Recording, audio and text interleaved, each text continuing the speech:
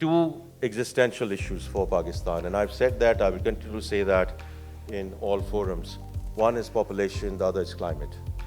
So while we had talked about the structural reforms and the homegrown economic agenda, and of course the 5 Ps sort of covers that under Iran, Pakistan, but unless we deal with these two existential issues, the sustainable and inclusive growth for Pakistan is going to remain elusive.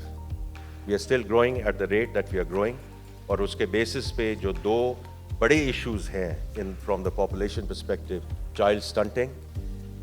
Any country which has children under the age of 5, unfortunately 40% of them suffering from child stunting, and then learning poverty, which is essentially girls out of school.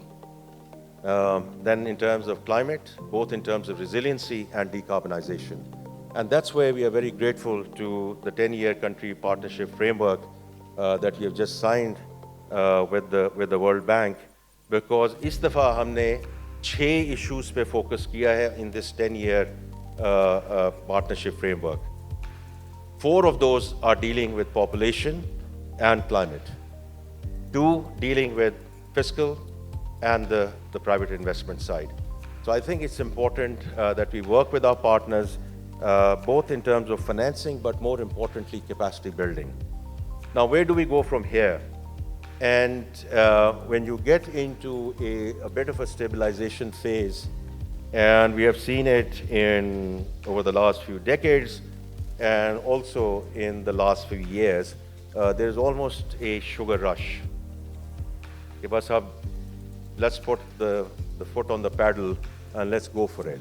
And I think it's not only the academics, but also the business community, which is cautioning the government in terms of making sure that this time around, when we go for growth, it's sustainable.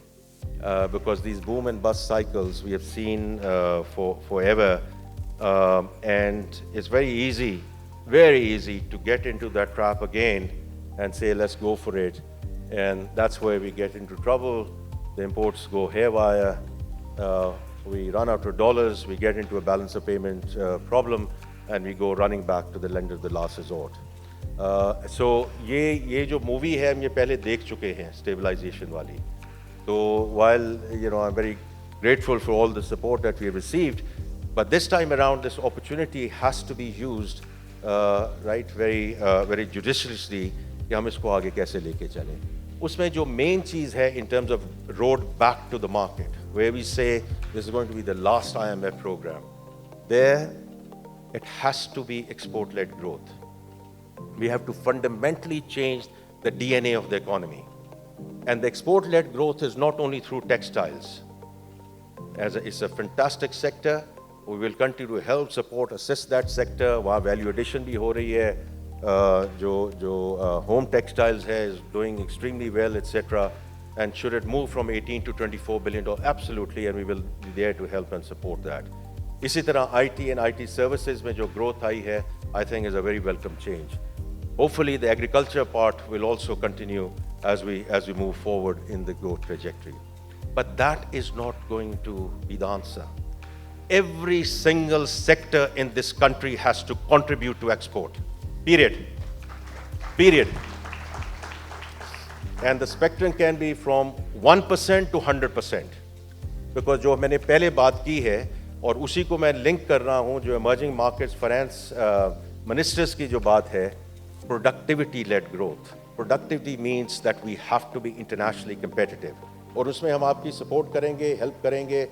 The industry is there. Of course, we are on the right side of the rate cycle now.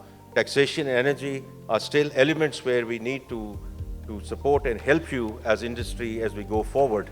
But every single sector, किसी के पास ये गुंजाइश अब ये नहीं होगी कि आप सिर्फ जो है local segments को और local society को, of course, we are 250 million people and therefore it's a very large market.